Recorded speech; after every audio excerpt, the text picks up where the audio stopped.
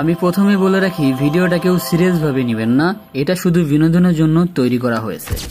আজকের ভিডিওতে দেখাতে চলেছি বরবাদ মুভির কিছু ইন্টারেস্টিং দৃশ্য।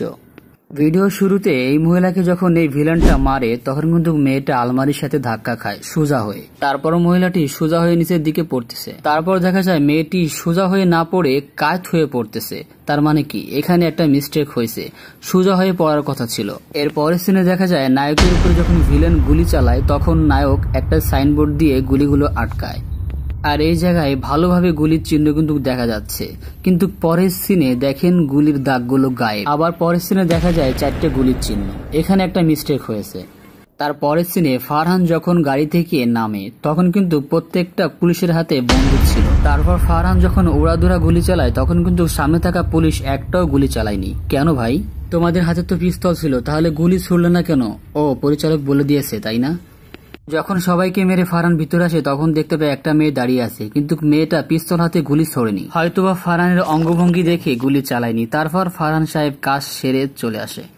তারপর আর একটা সিনে নায়িকা যখন সিগারেট খেয়ে ধোঁয়া ছাড়ে, ধোঁয়া এত বেশি হয় যে মনে হচ্ছে ইট ভাটা চালাইছে। মানুষ সিগারেট খাইলে তো অল্প ধোঁয়া হয়, আমি তো খাই না তাই জানি না, হয়তোবা এরকম ধোঁয়া হতেও পারে, কি বলেন?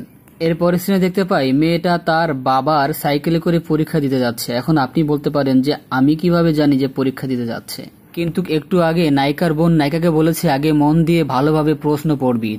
এখন কথা হলো, পরীক্ষার দিনে কি কেউ ডায়েরি নিয়ে যায়? নায়িকা ডায়েরি নিয়ে যাচ্ছে যে। এর পরের সিনে দেখতে পাই নায়িকার বাবাকে লাথি মেরে পুলিশ ফেলে দেয়, আর তখন কিন্তু একটা চেয়ার নিচে পড়া ছিল। তার কিছুক্ষণ পরেই চেয়ারটি আবার সোজা হয়ে দাঁড়ায়। চেয়ারের কি পা আছে? হয়তোবা আছে।